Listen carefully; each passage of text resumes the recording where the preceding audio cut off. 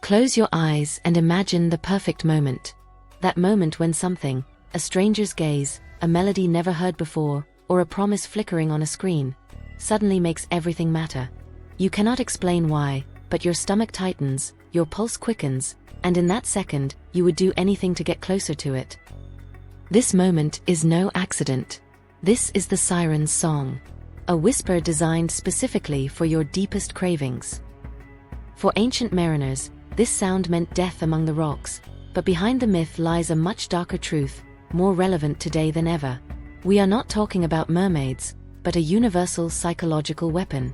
An unseen force that pulls the strings of your decisions day after day, while you firmly believe you are walking your own path. You think you are the master of your will, but the strings are tied to your very instincts. Why do we blindly follow voices we know lead to destruction?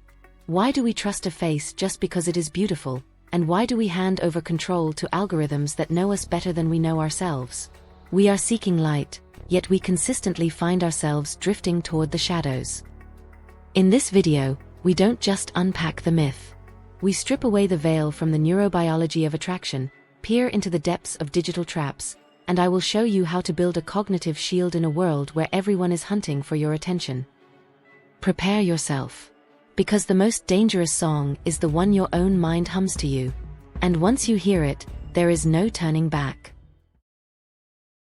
Echo of the myth, ancient lure, modern vulnerability. To understand the danger lurking today, we must go back to where the story began, to the coastal rocks, where bones gleam white in the moonlight. In Greek mythology, the sirens were not merely evil creatures. They were messengers of katabasis, the descent into the underworld. Their song was irresistible because they did not whisper lies, but a distorted sweet slice of the truth. They promised the sailor that he would know everything the world held for him. They offered the illusion of omniscience. At the cost of self-sacrifice. They fed on the human hunger for hidden knowledge. But let us look behind the myth. Why did the ancients fear them so much? Because the siren is the projection of the shadow.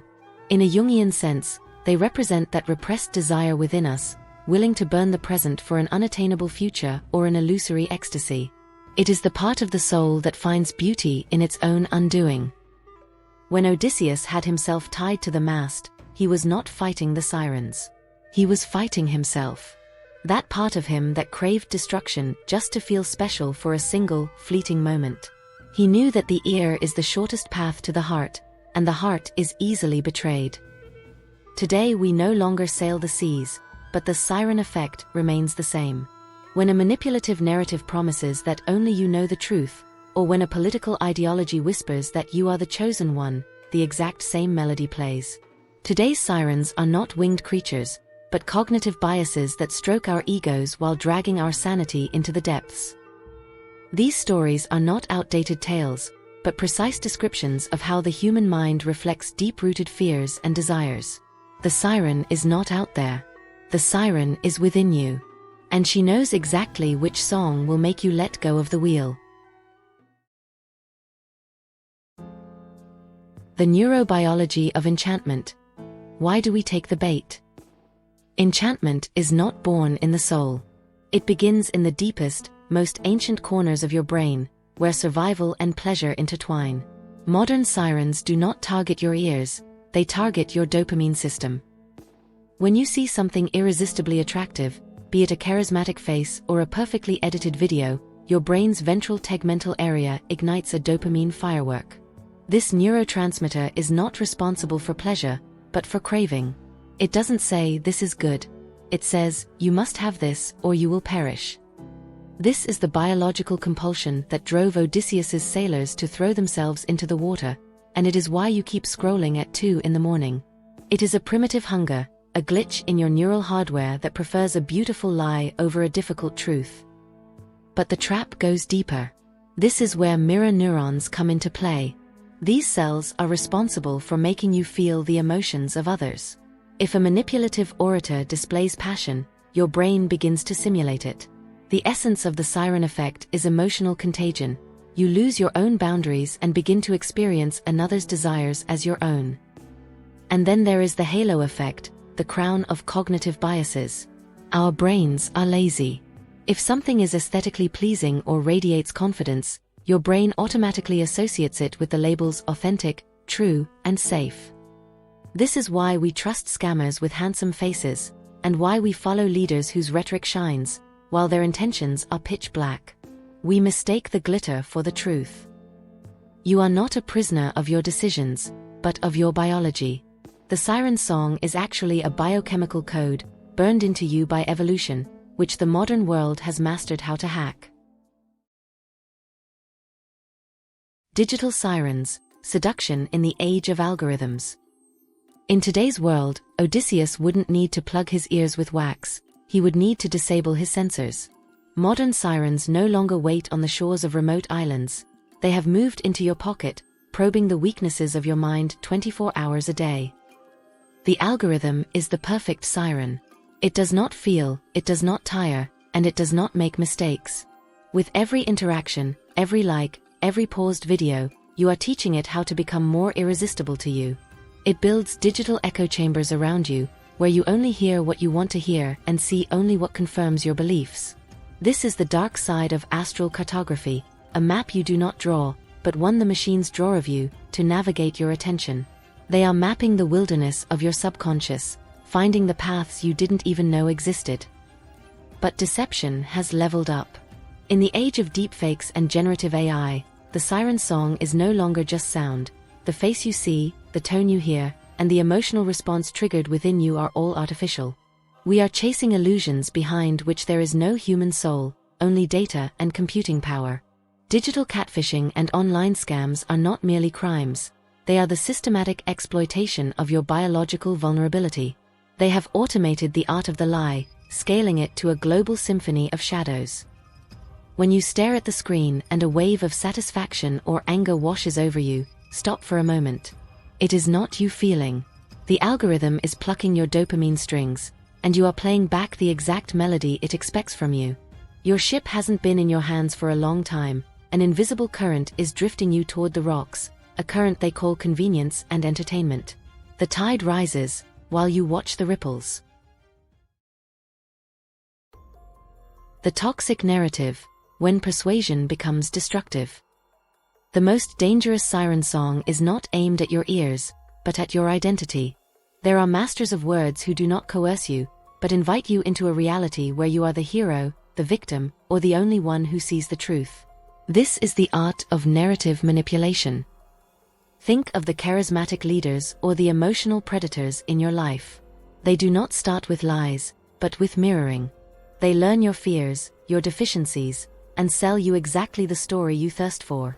This is what we call emotional contagion. The manipulative narrative slowly replaces your own inner voice, until you can no longer distinguish your desires from their expectations. They don't just tell a story, they build a prison out of your own dreams and lock you inside. The most destructive technique is gaslighting. This is the siren's most sophisticated method. They make you question your own senses, your memories, and your sanity. They take away your compass in the storm, then offer their own light as the only way out. This is not persuasion. This is the methodical dismantling of the soul. It is a slow poison, disguised as a remedy for your loneliness. Cults, toxic relationships, and fanatical ideologies all draw from the same source: the human mind's craving to belong and to find meaning in chaos. The siren knows this. And while you wait for salvation from her, she slowly steers your ship toward the rocks, where in the end, only silence and emptiness remain. The predator doesn't need to hunt you, she simply waits for the moment you decide to hunt yourself down on her behalf. Cognitive shield, survival after the enchantment. Now that you have seen the siren's hand, one question remains: how can you sail on without being dragged into the depths? The answer is not escape, but conscious resistance. Your first shield is emotional detachment. When you feel a wave of desire, anger, or adoration flooding your mind, stop. This is a dopamine surge, not your will. Ask yourself, who is speaking within me? Is it me, or the void that this voice is trying to fill? The siren can only take hold where she finds emptiness. Fill yourself with self-knowledge, and the calling will fade. True power is not found in the roar of the crowd, but in the silence between your reactions. The second shield is cognitive discipline. Odysseus did not trust his own strength. That is why he had himself bound to the mast. You too must not trust your fleeting willpower. Create rules, limit the digital noise, verify your sources, and be suspicious of anything that seems too beautiful to be true. Your mast is your common sense and your critical thinking. Do not let go of the rope. The anchors of logic are heavy, but they are the only things keeping you from drifting into the fog. And finally, recognize your own shadow. The masters of deception only exploit what you hide even from yourself. If you face your own darkness, the external sirens lose their power over you. They will not be able to seduce you with something you already recognize as an illusion. The sea will never be quiet, and the sirens will never stop singing. But you already know the melody. And he who knows the song can no longer be spellbound by it. Sail on. But remember, the only true light is the one you kindle in your own darkness. Thank you for staying with me today. If this story has touched you, subscribe, turn on the bell, and let me find you again next time. Share this with those who feel the invisible current but do not yet know how to name it.